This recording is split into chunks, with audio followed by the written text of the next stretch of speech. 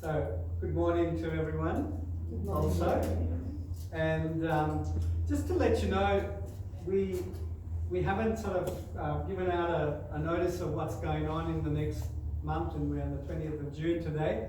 So when I tend to send an email out to everyone that's on email, and I'll send that out this week, and we'll send out basically a kind of a news sheet telling you what's going on for June and also for July, just the main activities at the church and messages and so on. So that'll come out to you if you've got an email. If you've got an email but you're not on the church email list or you're not getting them, let me know after church and we'll put you onto that. That's not hard to do. So the title for today's message is 3 Funerals and a Wedding. But this is really a message about the importance of our story, each one of us. In the last week, I was thinking about an incident about my dad who passed away 9 years ago. But this incident happened when he was only 40. Sarah, if we could have that first slide. When he was only 40 and I was 5 years old. And my dad had a Langenberg scooter. Now this is about the right year, but this was not the original. That orange which you see was blue in my dad's Langenberg. My dad didn't own a car till he actually came to Australia. But that's how some of our family got around in that. And so I was 5 years old and I used to travel on the stand between where my dad sat and the handlebar. That's how I travelled, and my little sister did too. In 1962 in Sri Lanka, helmets were not compulsory. And that's how we got around. And my dad was returning home after doing some shopping, and it was near twilight, and about 500 metres from home, the scooter skidded. Up to this day, no one quite knows what happened. And my dad was unconscious and he was taken to hospital. I was okay, except I was a bit stunned. And a neighbour found me, or probably just from the neighbouring house, but knew where I lived, carried me into my home. So I was relating that story to Margaret during the week. And I was saying to Margaret that if my dad had died because of that accident, we would probably never have come to Australia. And I would probably never have met Margaret. And you just sort of think about all the kind of the repercussions of that. Well, it wasn't a little incident, but relatively speaking, now it was just a little blip in my life. So that was a little part of my story, which turns out to have great significance in my bigger story. Stories are important. 2 weeks ago I was talking about unity. And I said that even when we don't see eye to eye with people, hearing their story is a way of understanding them better. And it might even be a way of bringing us closer together. But our story is important for another reason. It helps us to see where we fit into the bigger plan. It gives us purpose.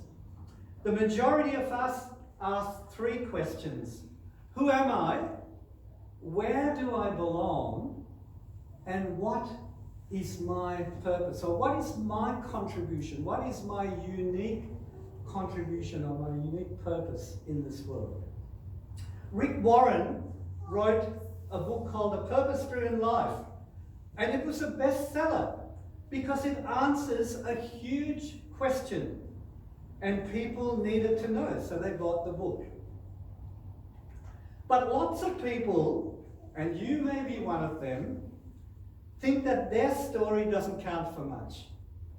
I'm just an ordinary person from an ordinary family. I have struggles in my life and I battle on. I just live from day to day. I certainly don't have high hopes for my life. Well, see if you can identify with Ruth. Ruth is a 4-chapter story after the book of Judges and before the book of 1 Samuel in our Old Testament. Here's a quick summary of what had happened. God created the world. Eventually he called Abraham, who set up in Canaan, which is currently what we call Israel. Things went sour. Israel went into slavery, but God raised up Moses to deliver the Israelites. They eventually came back to conquer Canaan and inherit God's land of promise. Then things went sour again.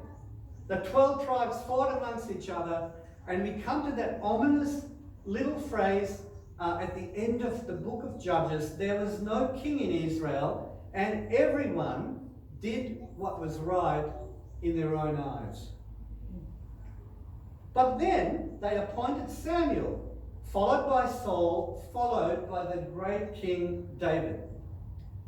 And right between those giants of the faith, Abraham, Joseph, Moses, Samuel, King David, was little Ruth from Moab. So here's just a picture. Next slide, please, Sarah.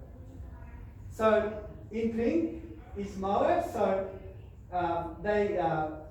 Judah, well, I'll tell you about that in a minute. They lived in Judah. Not Ruth's family, became her family. Naomi lived in Judah. They went to Moab, and Moab is current day Jordan. And here's the story. So sometime in the time of the Judges, Elimelech, Naomi, and their 2 sons, Mahlon and Chilion, moved from Judah to Moab because there was a great famine in the land of Israel. They settled there, but tragedy struck because Elimelech, Naomi's husband, died.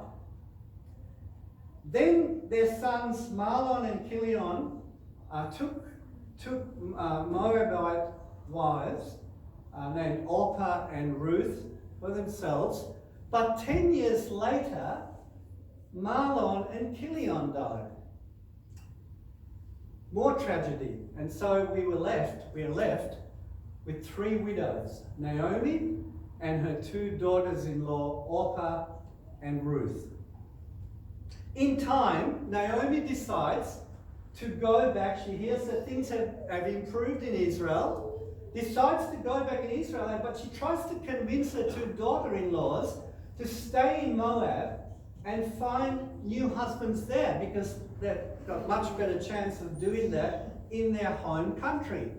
She manages to persuade Orpah, and she remains in Moab, but Ruth insists on going with Naomi. And that's where we have that famous phrase from the book of Ruth, chapter 1, wherever you go, I will go. Wherever you live, I will live. Your people will be my people, and your God will be my God. So, I think it's going to get better now for Naomi, because she's back among her people. Well, Naomi isn't convinced. They return, and the women excitedly ask, "Is this Naomi who has returned?"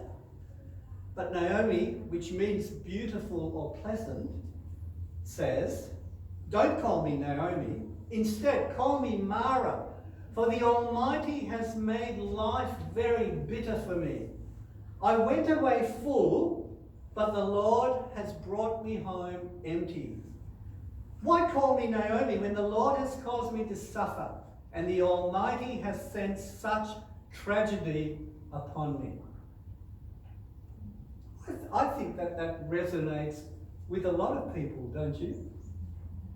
Whether it's floods or COVID, an accident, domestic violence, abuse, injustice on a personal level or on a societal level, there are layers upon layers of incredible heartache and pain all around us. And people of faith are not exempt.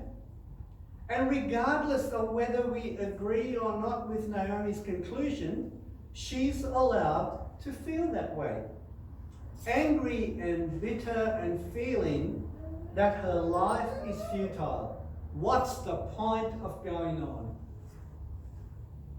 But what a great, merciful and loving God we have, who invites us again and again to be free to tell him the way things are, to tell him and others how we feel, to let it all out, not necessarily to anyone or everyone, but to be honest about how we feel.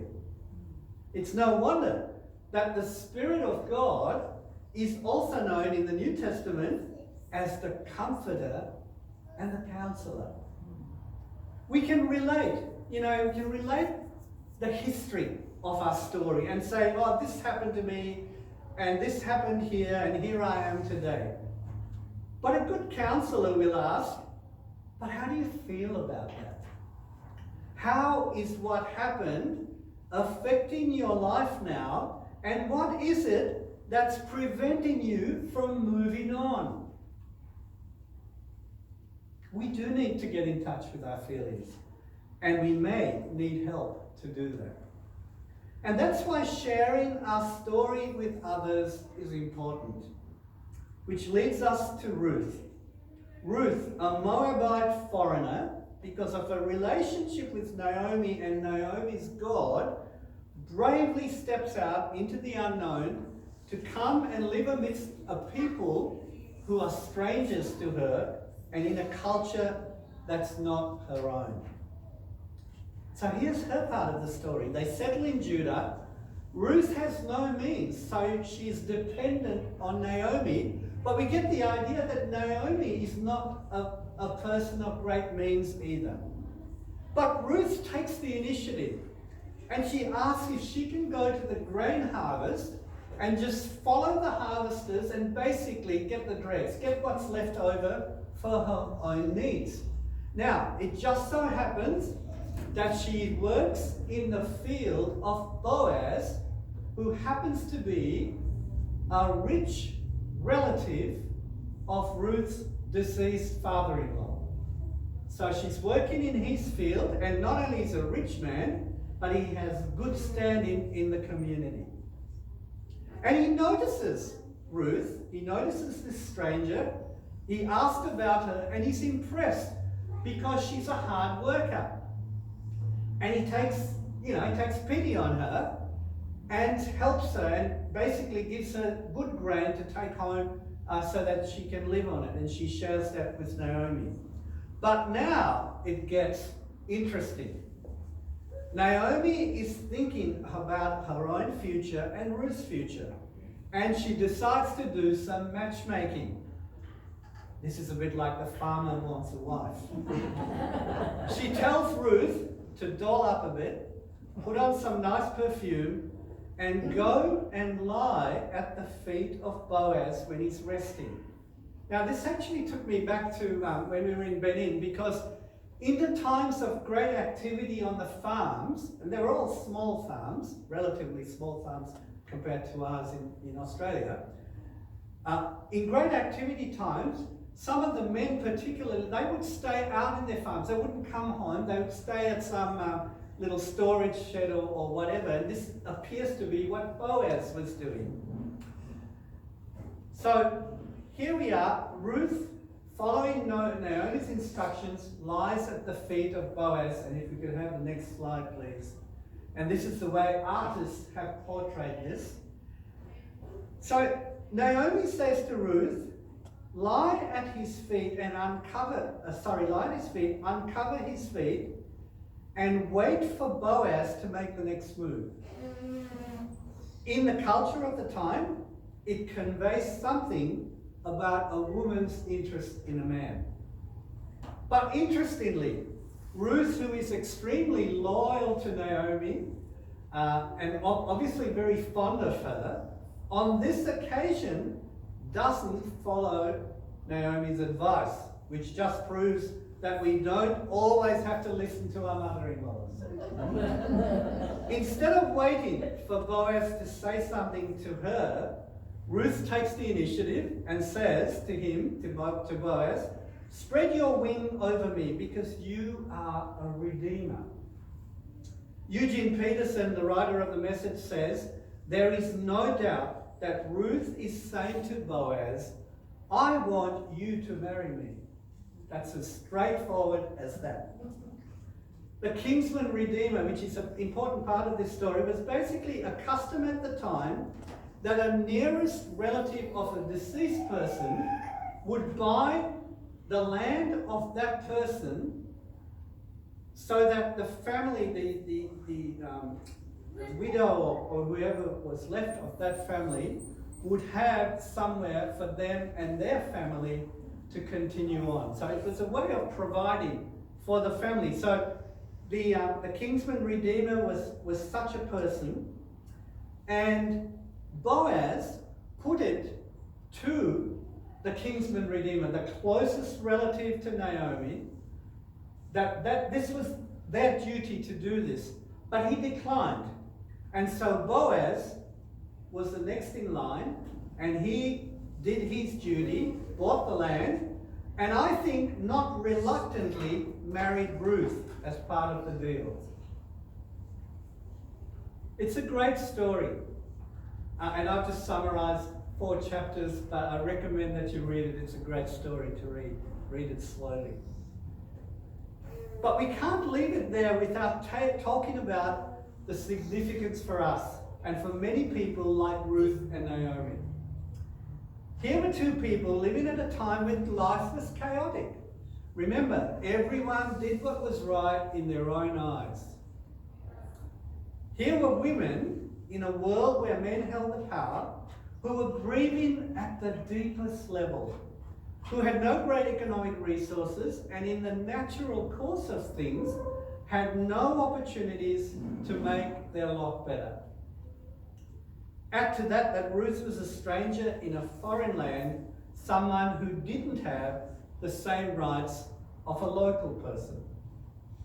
And yet, we see how God provides for their deepest needs, including their emotional needs. Ruth marries Boaz and has a son named Obed.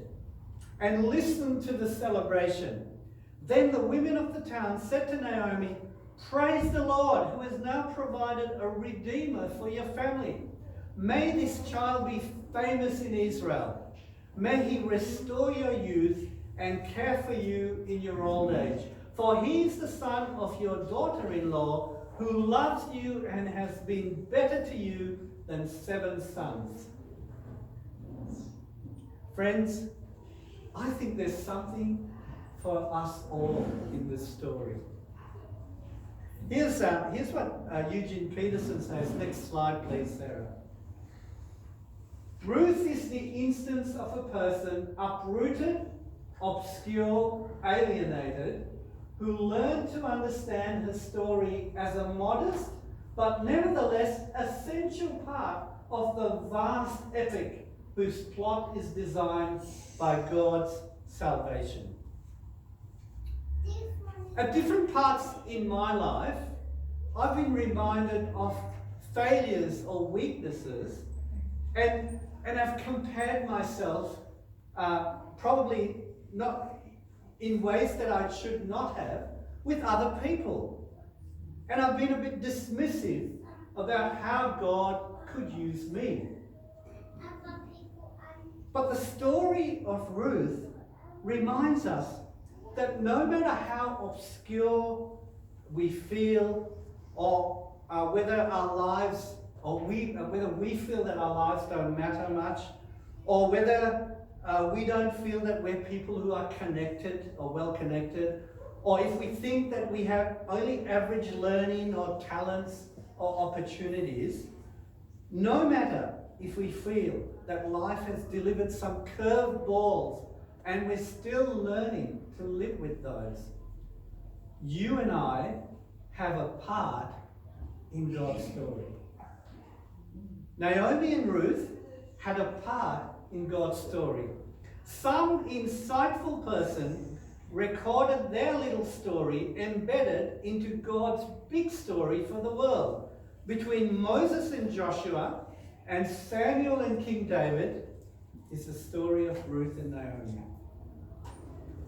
On that note, please pray for the pastoral search team over these next few months. Tim and Bernice and Sarah and Danny and Barry and Johan, please keep them in your prayers, because they are the ones that the church has appointed.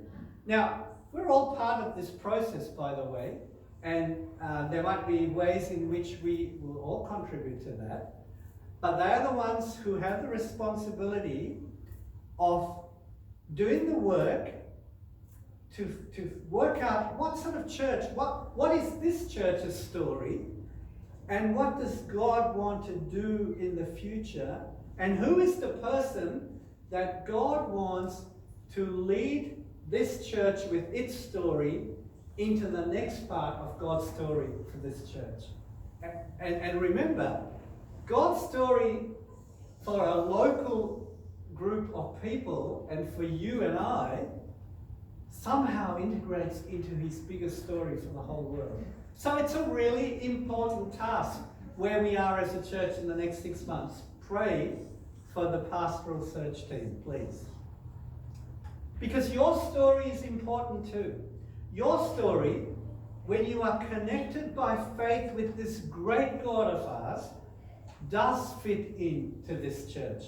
Not just as a spectator, but as someone who has a place and a role here. So please don't ignore that. Because here's the big climax to the story of Ruth. It says that they named this son of theirs Obed, and he became the father of Jesse and the grandfather of David, the great King David, who Israel hailed as their greatest king. Ruth 4:17. But if we jump across to Luke's Gospel, where Obed and David are mentioned in the genealogy of Luke, basically it's a genealogy of Jesus mentioned in Luke, and we trace it up to Luke chapter 3:23, we see Joseph was the son of Heli, and Jesus was the son of Joseph. What may have been her, or seemed her insignificant story, brought Ruth the foreigner from Moab right into the center of God's salvation plan for the entire world. She became the ancestor of Jesus.